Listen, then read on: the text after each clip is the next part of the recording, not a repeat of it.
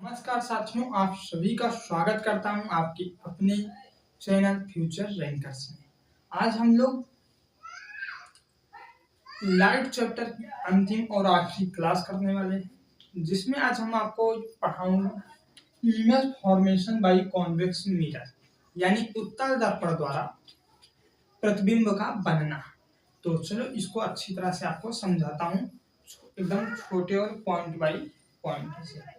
तो पहली बात तो उत्तल दर्पण होता कैसे है, आपको हमने पहले ही बताया। अगर नहीं देखा तो पहले वाली वीडियो जाकर देख लीजिए। तो उत्तल दर्पण होता है जिसका एक भाग उभरा हुआ होता है और दूसरा भाग धंसा हुआ होता है, पर धंसे हुए भाग पर पॉलिश की जाती है। यानी मेरे कहने का मतलब ये है, इस तरह होता है, इसके धंसे हुए भाग पर जब पॉलिश की जाती है तब वहां पर आपका उत्तल दर्पण हो जाता है। उत्तल दर्पण हो जाता है। फिर बीच में आपको पता है पोल होता है, यानी पी होता है। क्या होता है? पोल होता है यानी पी होता है। पी को ध्रुव क्या कहते हैं? ध्रुव कहते हैं। इस तरह ये कौन सा होता है? ये उत्तल दर्पण होता है। और जो इस तरह का होता है जिसके उभरे हुए साइड में क्या करते हैं? पॉलिश चढ़ाते हैं, उसे क्या कहते हैं? उसे आपको पता होगा, उसे अवतल दर्पण कहते हैं। उसे उत्तल नहीं कहते हैं, उसे अवतल दर्पण कहते हैं। तो इसके इधर से एक लाइन ड्रा करिए, इस तरह हो जाएगी, लाइन ड्रा हो जाएगी। फिर उसके बाद यहाँ पर क्या होता है? यहाँ पर फोकस होता है और यहाँ पर क्या होता है? तो यहाँ पर आपका हो जाता है वक्रता केंद्र। वक्रता केंद्र, जो गोले का केंद्र होता है उसी को वक्रता केंद्र भी कहते हैं। इतना आपको पता है? हाँ, पता होगा। फिर उसके बाद अब क्या होगा, इसमें दो कंडीशन बनते हैं, दो जगह वस्तु को रखने का बनता है, क्योंकि वस्तु इस दर्पण के आगे ही रखा जाएगा। तो एक तो बन जाता है अनंत जो पर रख दिया जाए, एक बनता है इसका कंडीशन कि अनंत से ध्रुव के बीच में वस्तु को रखा जाए। एक बनता है कि अनंत यानी इन्फिनिट पर वस्तु को रख दिया जाए, एक बनता है इन्फिनिट से पोल तक के बीच में कहीं पर वस्तु को रख दिया जाए। तो उनका प्रतिबिंब कैसे बनेगा यही हम लोग अब देखेंगे। यहाँ पर इन्फिनिट लिख लीजिए, इन्फिनिट पर या तो वस्तु रखेंगे या तो इन्फिनिट और पोल के बीच में रखेंगे। तो क्या हो जाता है, पहले हम वस्तु लिख लेंगे। यहाँ पर वस्तु, वस्तु को इंग्लिश में कहते हैं ऑब्जेक्ट। ऑब्जेक्ट दूसरा हो जाता है इमेज। इमेज क्या है? प्रतिबिंब है। इमेज क्या है? प्रतिबिंब है। फिर उसके बाद साइज कैसे होगा? छोटा होगा या बड़ा होगा? साइज यानी आकार कैसा होगा? तो इतना हो गया।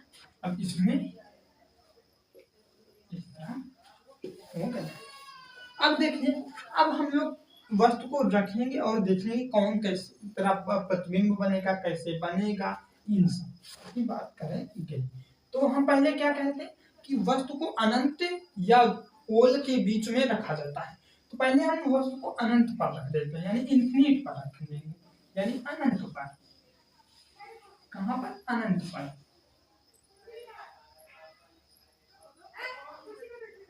अनंत पर जब हम वस्तु को रखेंगे तो उसका प्रतिबिंब कहाँ पर बनेगा, कैसे बनेगा, इसकी बात देखिए। अनंत को इन्फिनिट बोलते हैं।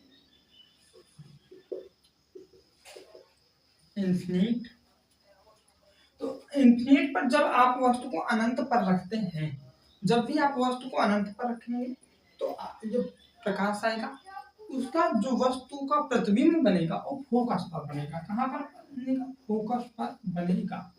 जब आप वस्तु को रखेंगे अनंत पर तो आपको देखेंगे कि उसका प्रतिबिंब जो होगा वो फोकस पर बनता है जब वस्तु को अनंत पर रखोगे। इसी क्लास में ये सब याद भी हो जाएगा आपको। कहाँ पर प्रतिबिंब बनेगा? फोकस पर बनेगा। फोकस,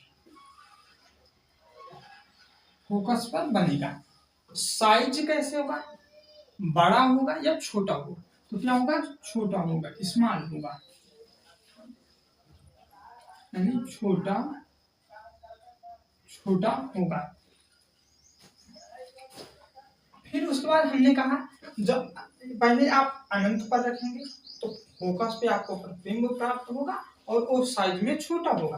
पर आप जब अनंत और ध्रुव के बीच में रखेंगे यानी इन्फिनिट और पी के बीच में रखेंगे तो आपको प्रतिबिंब कहाँ मिलेगा, ये देखिए जब हम इन्फिनिट और पी के बीच रखेंगे, बीच इन्फिनिट और पी के बीच, यानी हम लोग कह सकते हैं अनंत अनंत और ध्रुव के बीच, अनंत और ध्रुव के बीच वस्तु को जब हम रखेंगे तो हमें कहाँ पर प्रतिबिंब प्राप्त होगा, ये। तो हमें आपको बता दूं जब आप अनंत और जो पोल है ध्रुव है उसके बीच में वस्तु रखेंगे तो पोल और फोकस के बीच में ही आपको प्रतिबिंब प्राप्त होगा, यानी P तथा F के बीच प्रतिबिंब प्राप्त होगा। F तथा P के बीच में प्रतिबिंब प्राप्त होगा। कैसा होगा, ये भी स्मॉलर ही होगा यानी छोटा ही होगा, स्मॉल ही होगा यानी छोटा ही होगा। फिर उसके बाद कैसा इसका प्रतिबिंब होता है, तो इसका प्रतिबिंब जो होता है वो आभासी होता है, वर्चुअल होता है एंड और क्या होता है, सीधा होता है। यानी हम यहाँ पर कहेंगे कि इसकी प्रकृति क्या होती है, इन दोनों की प्रकृति जो होती है वो सेम ही होती है। ऐसा पहली बात तो ये आभासी होंगे, वर्चुअल होंगे, फिर उसके बाद सीधा होंगे, यही होगा।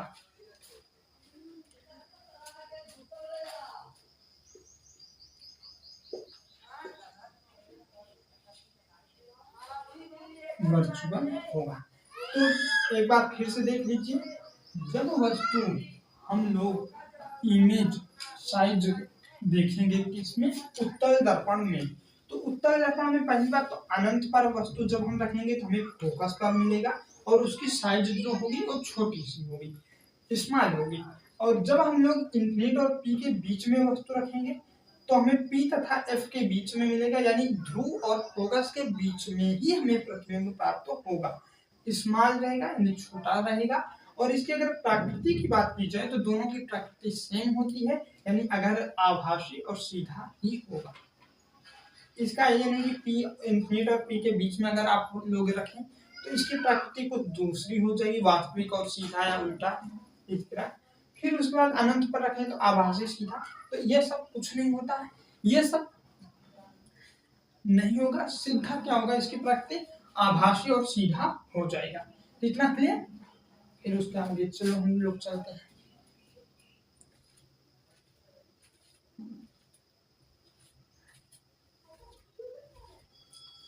हाँ, तो अब देखिए, अब हम लोग आगे चलते हैं, आगे देखते हैं इसे।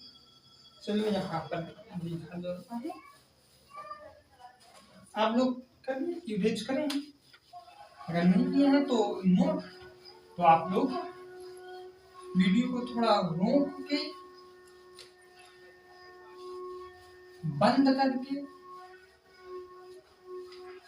लिख लीजिए, फिर उसके बाद आगे आइए।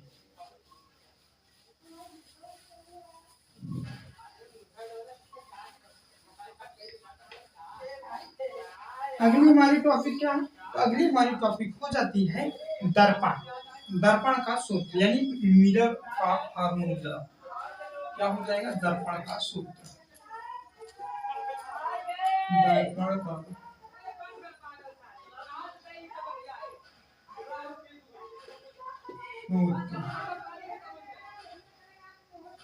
दर्पण का सूत्र यानी मिरर का फार्मूला। आपकी हेडिंग क्या है, मिरर फार्मूला।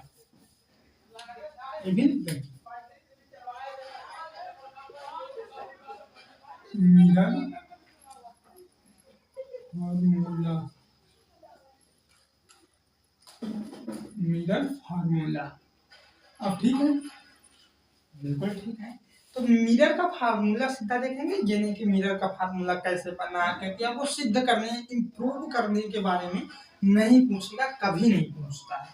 तो इसको सीधा हम लोग क्या लिख देंगे, 1/v प्लस 1/u बराबर क्या हो जाता है, 1/f हो जाता है।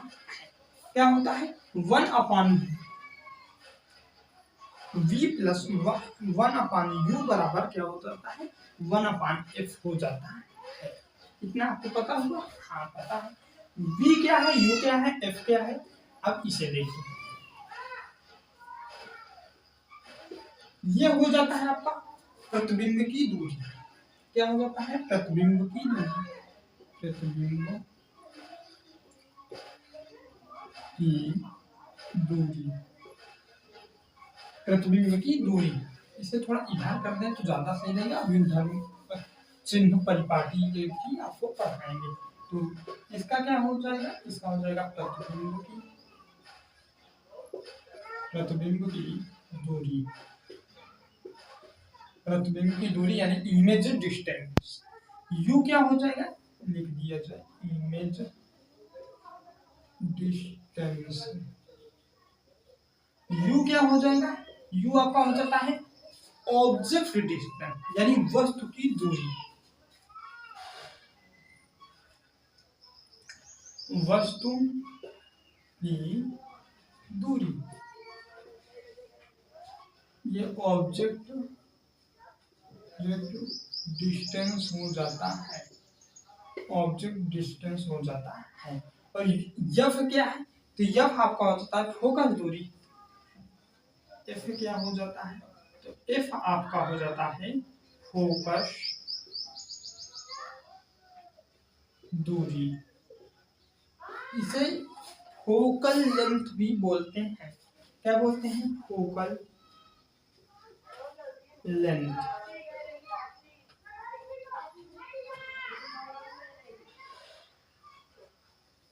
फोकल लेंथ भी इसे बोलते हैं।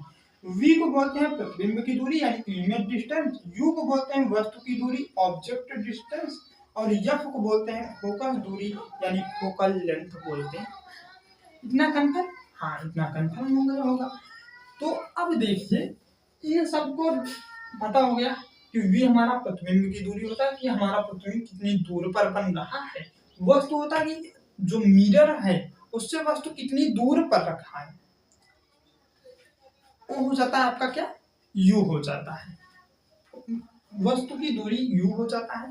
जो फोकस है, जो फोकस है उसको हम लोग एफ से प्रदर्शित करते हैं, आपको ये पता होगा। फिर उसके बाद इसके आगे आओगे तो इसको चिन्ह होता है कि जब कब कौन सा चिन्ह का प्रयोग किया जाए कि मिरर ही, मिरर का जो फार्मूला होता है इसमें यू कैसे रखते हैं, बी कैसे रखते हैं, या एफ को ही किस तरह रखा जाता है, इन सब के बारे में हम लोग बात करेंगे। क्योंकि अवतल और उत्तल के लिए ये दोनों अलग अलग तरह से होते हैं। अवतल और उत्तल के लिए ये दोनों यू और बी और एफ का मान बदलता रहता है, इसलिए इसे देखते हैं। इसे हम लोग यहाँ पर इस तरह कर दिया जाए। ये क्या हो गया, चिन्ह यानी चिन्ह।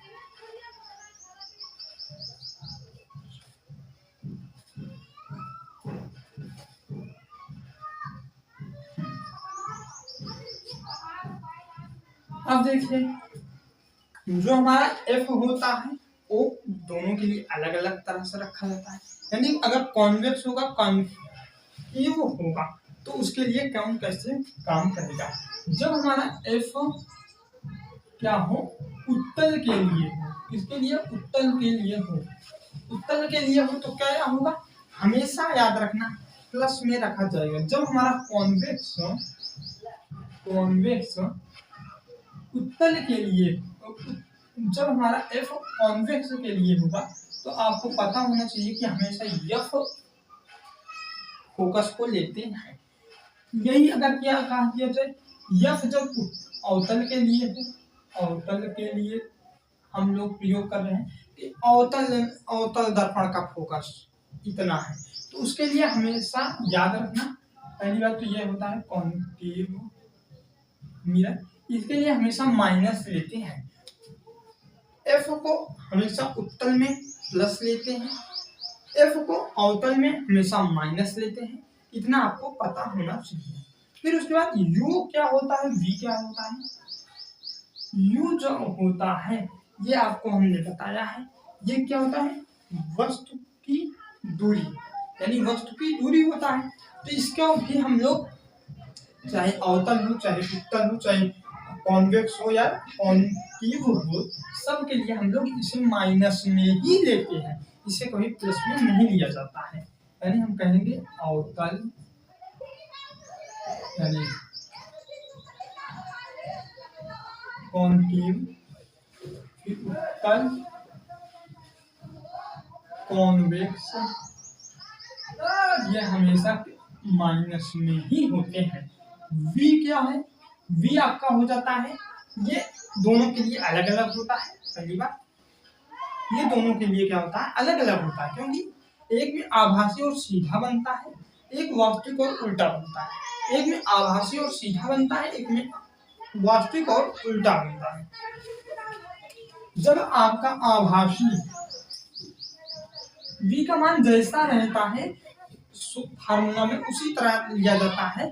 जब आपको V का मान माइनस में मिल जाए तो आप लोग जान लेना कि वहां पर क्या हो रहा है, वास्तविक और उल्टा प्रतिबिंब बन रहा है, और जहां पर प्लस मिल जाए वहां पर जान लेना आभासी, यानी आभासी और सीधा वहां पर प्रतिबिंब बन रहा है। जब आपको आभासी या सीधा की बात की जाएगी तो आप जान लेना V हमेशा किसमें होगा, प्लस में होगा, किसमें होगा, प्लस में होगा, हमेशा किसमें होगा, प्लस में होगा। पर जब आपको V यानी जो हमारी ये प्रतिबिंब की दूरी है इसमें दी जाए, पहली बात तो ये जान लीजिए वास्तविक होता है और क्या होता है, उल्टा होता है। वास्तविक के साथ साथ क्या होता है, उल्टा होता है। यह किसमें आपको दिया जाएगा, माइनस में। इतना आपको पता होगा। जब आभासी और सीधा कहा जाएगा तो आपका जो प्लस होगा, जब वास्तविक उल्टा प्रतिबिंब बन रहा हो और आपको जो मान रखने को कहा जाए तो वहां पर माइनस होगा। तो इतना आपको कंफर्म हो गया होगा कि एफ जो होता है उत्तल यानी कॉन्वेक्स में प्लस होता है, एफ जो होता है अवतल कॉन्केव में माइनस होता है, यू अवतल उत्तल में माइनस होता है, V आभासी और सीधा होगा तो वहां पर प्लस होगा, और V ही वास्तविक और उल्टा अगर होगा तो वहां पर माइनस हो जाएगा। इतना कंफर्म।